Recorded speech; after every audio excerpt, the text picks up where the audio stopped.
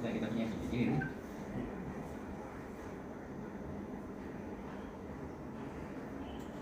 Iya, Ahmad Dahlan. Jujur saja saya baru mengenal Anda.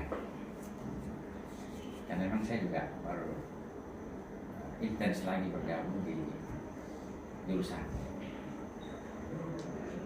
Yang pertama adalah hal yang menarik, saya kebetulan di grup kita itu muncul ada foto mobil yang menurut saya itu cukup mewah mobilnya. Lalu orang bertanya, siapa punya mobil ini? Ada orang yang mau keluar tapi terhalang. Lalu ada jawab, mungkin ini mobilnya Pak Dahlan. Lalu ada yang bertanya, siapa itu Dahlan? Saya juga semua bertanya, tapi ada yang jawab, itu dosen baru fisika.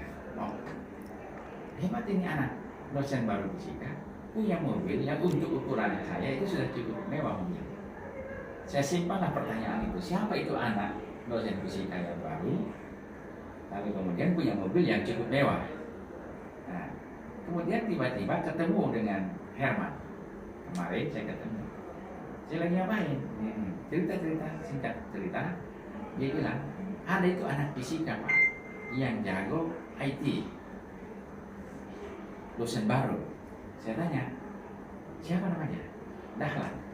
Nah, lalu sudah dari mana dia? Dulu dia S2-nya itu di Jogja. Dia tuh hebat. Apa hebatnya? Dia mengembangkan, dia bisnis di website. Saya bilang, udah dapat duit dia. Dia pernah mencapai sampai 30 juta per bulan. Wah, kaget saya. Nah, ketika Anda WA saya ada roh, ini kesempatan ini. Saya memang mau ketemu bincang-bincang. Jadi gini, saya sebetulnya sangat gelisah saya.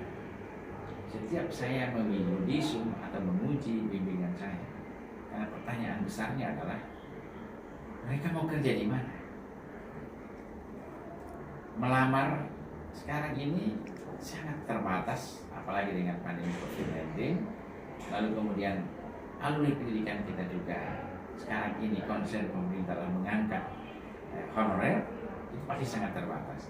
Kalau begitu, anak-anak ini mau kemana? Saya juga sedikit belajar tentang revolusi industri yang menyebabkan perubahan kehidupan yang sangat lain, bahkan terkadang aneh. Teringatlah saya ini, bahwa Dahlan itu seorang anak muda yang mampu mengembangkan IT, kemudian IT itu bisa bermanfaat untuk orang lain, karena menurut Pak Herman banyak sekali viewernya, banyak sekali followernya, tapi juga sekaligus mendatangkan uang. Bisa nggak cerita sedikit pengalaman Dahlan untuk kemudian bisa membangun satu website yang itu bisa Anda gunakan untuk posting pengalaman, pengetahuan, bahkan bahan-bahan kuliah Anda, dan ternyata itu kemudian mendatangkan uang. Terima kasih kepada tidak sehebat itu sebenarnya. Sebenarnya saya mengawali membuat website itu dari blogger. Blogger blogspot.com itu gratisan karena mahasiswa statusnya pada tahun 2014 di Jogja tepatnya. Ketika S2 ya? Ketika S2. Di sana itu saya ketemu dengan teman, ketemu dengan teman, dia tiap hari di depan komputer. Saya bilang, ini pasti ada sesuatu. Dan dia kuliah juga?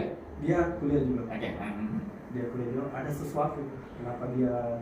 Saya lihat dia, oh ternyata Google AdSense. Saya pernah baca tahun 2009 tentang Google AdSense, tapi saya tidak memulai karena tahun 2009 itu Google AdSense belum masuk ke Indonesia dan tidak ada payment untuk masuk ke Indonesia. Jadi saya berhenti. Sudah. Anda membaca itu dan luar Indonesia, berarti dalam teks bahasa Inggris. Iya, dalam teks bahasa Inggris. Dan saat itu masih S1 ya? Iya, semester 2. Semester 2. Tapi sudah bisa membaca tulisan dalam bahasa Inggris. Berarti memang di SMA memang bahasa Inggrisnya agak bagus atau bagus sekali? Eh, Lumayan. bagus ya. Oke, go on, terus. 2009 itu.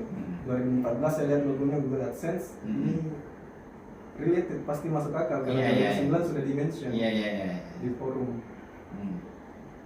Setelah belajar ternyata dia mulai dari blogger. Nah, saya kebetulan punya blog dan itu gratisan. Ada saat blog itu Dahlan punya blog juga. Sudah punya blog tapi belum monetize istilahnya. Oke.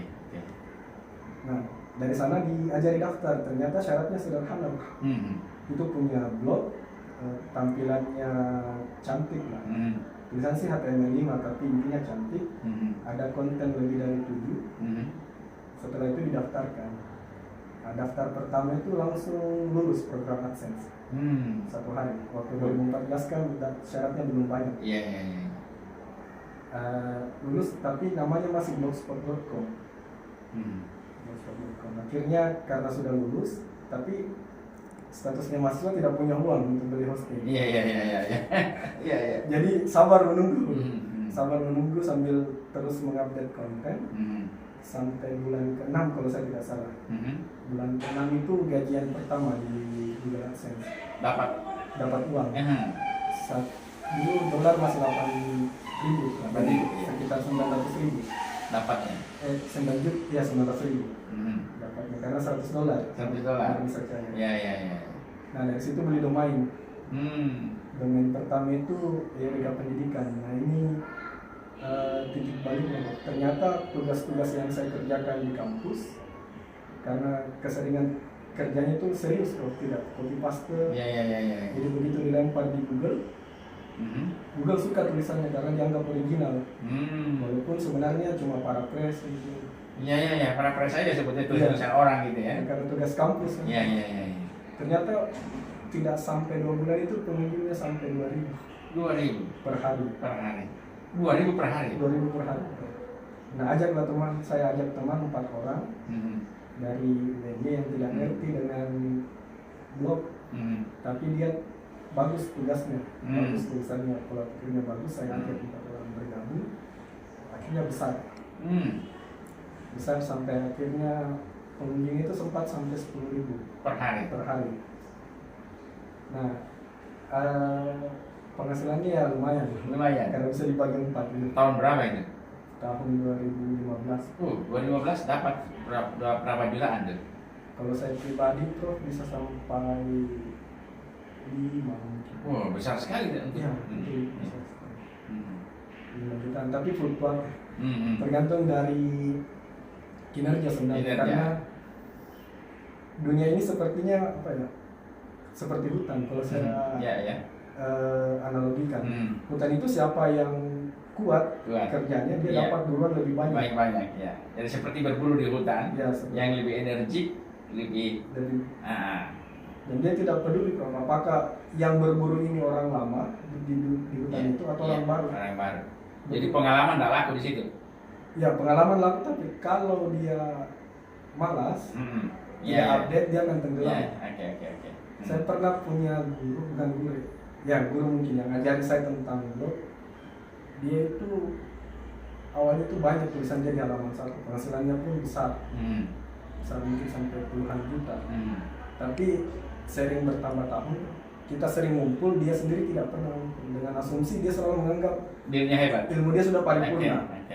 Padahal algoritma Google terus berubah. Sampai tahun 2016 itu terakhir ketemu, hilang dari dunia AdSense. Karena tadi itu memang hari ini kan salah satu ciri era 4.0 kolaborasi menjadi penting. Tidak ada orang jago sendiri. Betul. Terus. Nah, 2016 cuma sayangnya karena S2 kegagalan saya, bukan gagal sih sebenarnya. Saya ingat sekali tuh Ruang Guru. Situs saya dengan Ruang Guru itu bersaing di nomor 1. Bersaing di situ? Iya, sempat bersaing dengan Ruang Guru? Sempat bersaing. Luar biasa. Terus? Kemudian ada surat dari Ruang Guru. Cuma saya tidak simpan suratnya. Ada surat dilamar di email, minta bergabung. Tidaklah diminta bergabung oleh pengembang Ruang Guru. Cuma saya tidak respon karena waktu itu masih niatnya ke Jogja kan untuk S2. Betul. Masih membawa tanggung jawab dari orang tua dan keluarga ya Pak. Terus lanjut S2. Setelah itu mengembangkan website sendiri. Hmm. Nah, ini yang saya harus akui, ternyata ruang guru bisa jauh lebih besar. Iya, Karena sekarang ini udah besar sekali. karena dia punya konsep bisnis yang bagus. Iya, iya. Sedangkan saya hanya bermain di sekitar teknis. Pokoknya akademik lah, masih akademik murni ya. Iya, akademik murni. Iya, Tapi masih bertahan sampai sekarang. iya, iya. Kalau untuk penghasilan, ya Ya, saya sempat dengar, saya sempat bisa mencapai 30.000 jutaan per bulan. ya waktu 30 juta itu saya bekerja dengan 6 tim. 6 tim, 6 tim dan semuanya mahasiswa. mahasiswa luar biasa. Ya, mahasiswa di sini, Iya. pendidikan IPA. Di sini, Iya, oh, jadi 30 juta itu bukan di Jogja tapi di sini. di sini. Oh. Tahun 2016 lewat sedikit. Oh, jadi dari Jogja, pulang dari Jogja ke Makassar tahun berapa? 2016 langsung pulang. Pulang ya. Langsung pulang, Hmm. kemudian dipanggil minyak di IPA.